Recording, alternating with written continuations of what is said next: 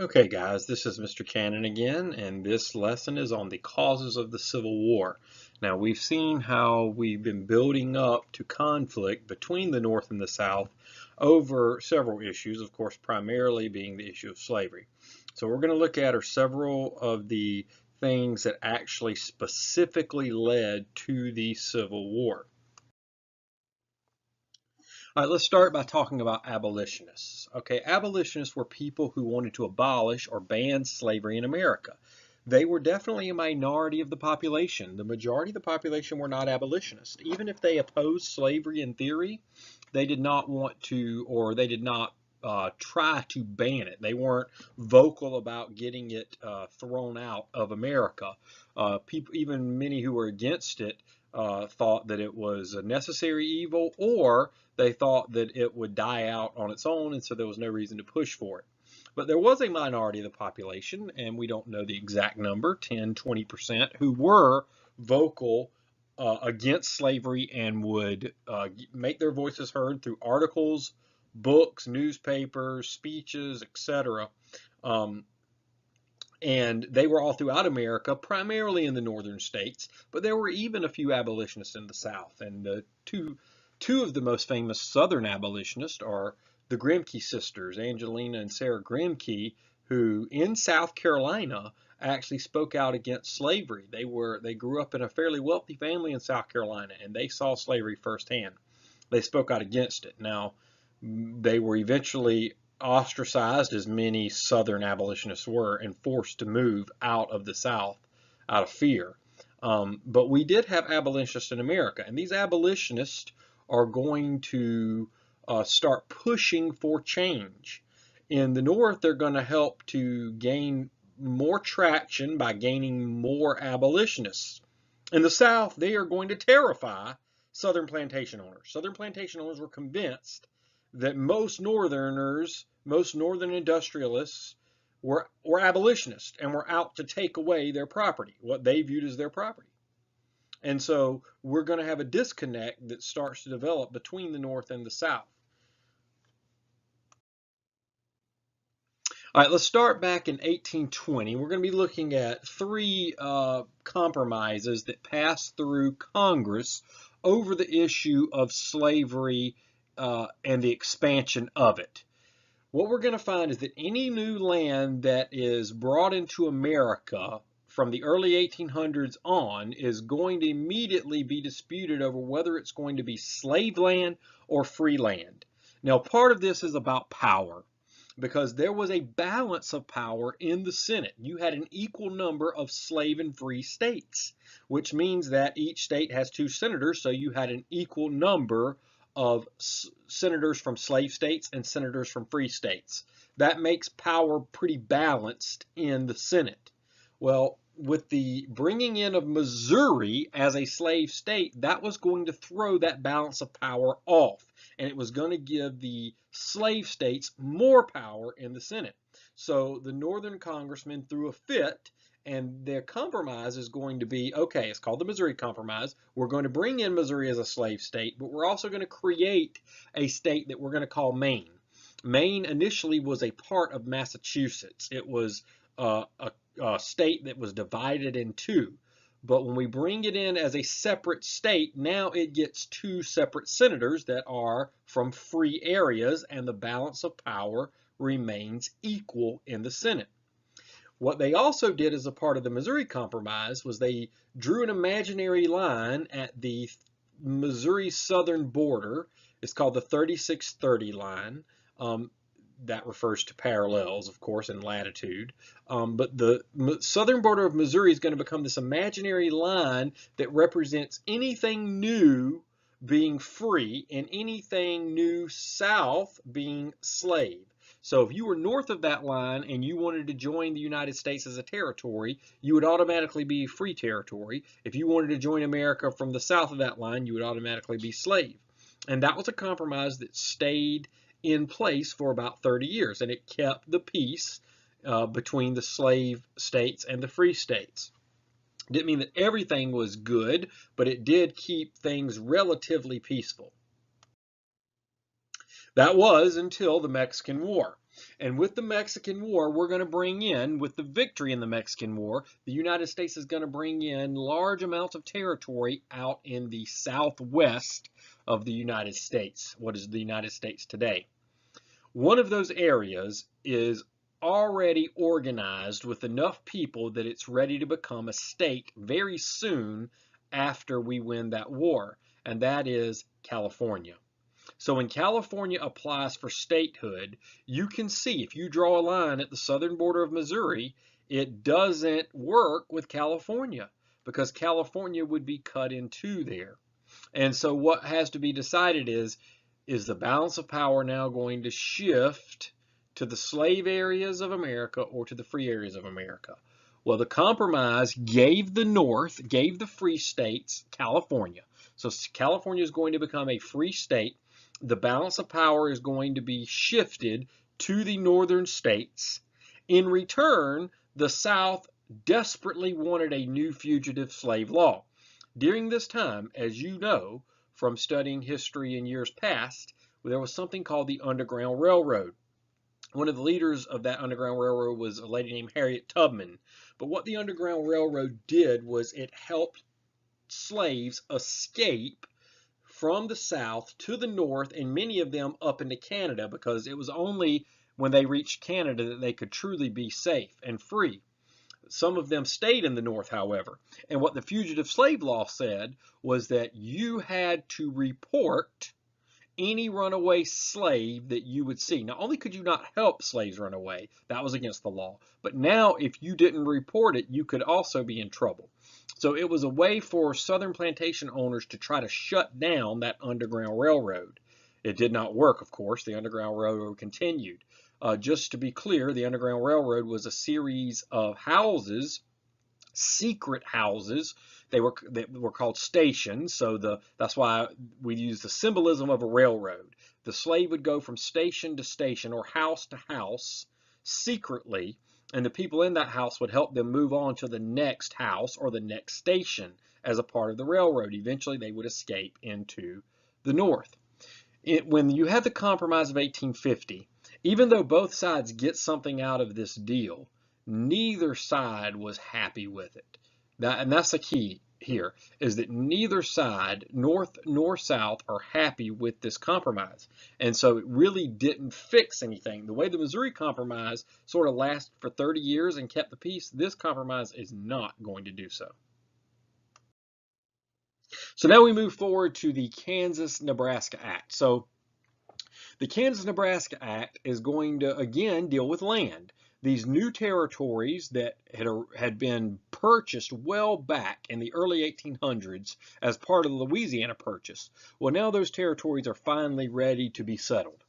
And we divide them into two different territories, one called Kansas, the other called Nebraska. The issue was, is Kansas and Nebraska, are they going to be free territories or slave territories? Congress was so deadlocked over these issues, they could not decide, that they allowed the two territories to decide the question for themselves by voting. They said, okay, the people of Kansas and the people of Nebraska can vote on the issue of slavery. That's called popular sovereignty, by the way. Popular sovereignty is being allowed to vote on a specific issue and decide it for yourself. In this case, we're talking about slavery. This is going to be a disaster. This decision is going to be a disaster. But what's going to happen is you're going to have both sides, pro-slavery groups and anti-slavery groups, rush into Kansas, where they're going to try to make sure the vote goes their way. But they start cheating. There is no one knows for sure if the votes are even legitimate. And the two sides started fighting each other. And Kansas really is the first area that we see bloodshed. Now, the Civil War is not being fought yet, but we already have bloodshed in Kansas. In fact, Kansas becomes known as Bloody Kansas or Bleeding Kansas because of the violence. Now, that famous political cartoon there, that's John Brown. Now, we're going to talk about John Brown in a minute, but John Brown is going to make a name for himself out in Kansas. He is a radical abolitionist. And what I mean by radical is John Brown believed not only that slavery should be banned, but that the only way to ban it, the only way to get rid of it, is through violence. So John Brown and his group actually went out to Kansas. They murdered, I think it was 5 pro-slavery people that were in Kansas. It was called the Potawatomi Massacre. And John Brown has shown that he's willing to go to whatever lengths necessary to see slavery end. And we'll look at what else he did here in a minute.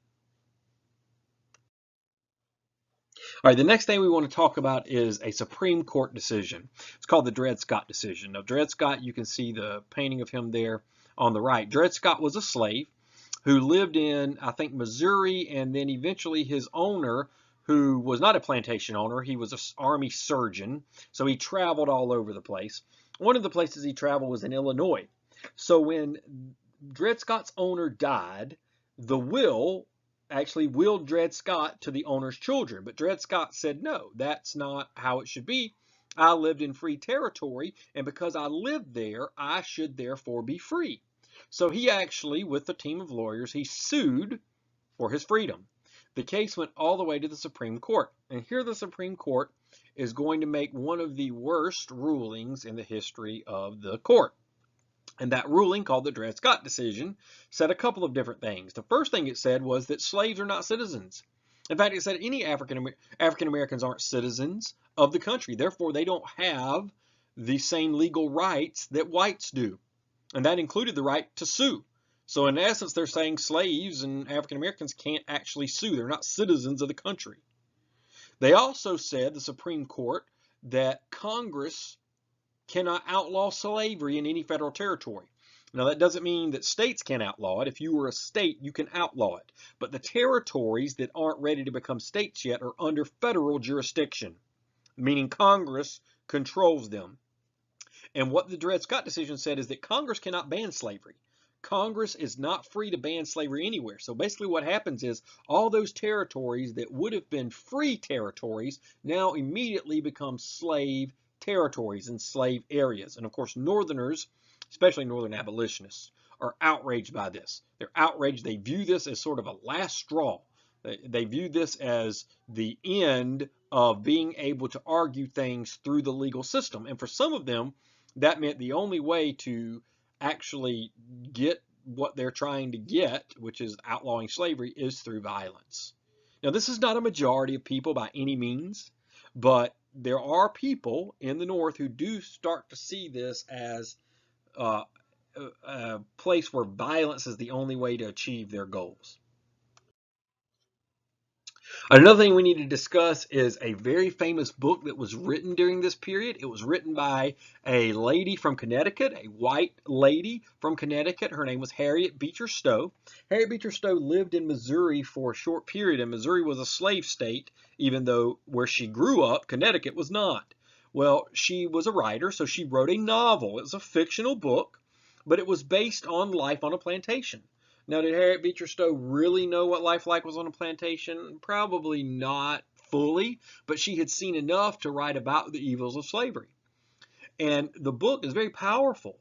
This was one of the most read books in American history. For the longest time, it was second only to the Bible in terms of percentage of Americans that had read the book. So the percentage of Americans that read the book was so high, it's going to have an effect on people's thinking. And for some people, especially in the North, it's going to turn them against slavery. This is the first time they really are going to experience, and even though it's not in reality experiencing it, they're going to read about what life is like on a plantation. Now, she did use the most gruesome plantation experiences in her book. And this is not how every plantation worked, obviously. But her goal was to change minds, to persuade. Her goal wasn't to tell an accurate history, but was to actually persuade. Southerners, especially Southern plantation owners, are very alarmed by the book. They viewed it as an inaccurate portrayal of life in the South. They also viewed it as propaganda that was designed to get people to turn against their system, their economic system. And for Southern plantation owners, that was very scary to them, the idea that they would lose what they viewed as their property. Okay, the next thing we need to talk about is John Brown's raid. Now, we looked at John Brown a few minutes ago when we talked about the Kansas-Nebraska Act. Well, John Brown is also going to make another name for himself out in the East. He moves back east to Virginia, and he comes up with this plan to take over a federal arsenal at Harper's Ferry, Virginia. Today that's in West Virginia, but there was no West Virginia back then. So his plan was to raid this arsenal where all these weapons were stored up. He was going to then arm slaves in the countryside of Virginia and provoke a slave rebellion so that slaves could fight for their own freedom. Now, he and his group actually do break into the federal arsenal, but they're holed up inside. They can't escape. They're surrounded, and eventually Brown and his group are captured by a group of Marines led by a man named Robert E. Lee, who was part of the U.S. Marine or the U.S. Army at that time. He led this group of Marines into this arsenal to capture Brown. Brown is going to be hanged for treason. And Brown's going to become famous because there are some Northerners who view Brown as a hero. They said, this guy's not a villain. This guy's actually a hero. They viewed him as a martyr. He gave his life trying to free people.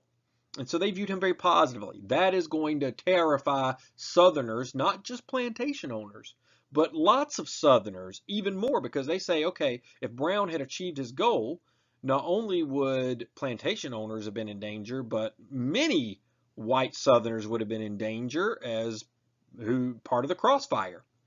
And so many people, and it wasn't just Southerners, there were some Northerners who also saw him as a villain, but many Southerners, they start to become very alarmed by the fact that there are Northerners who viewed him as a hero. There's a disconnect there.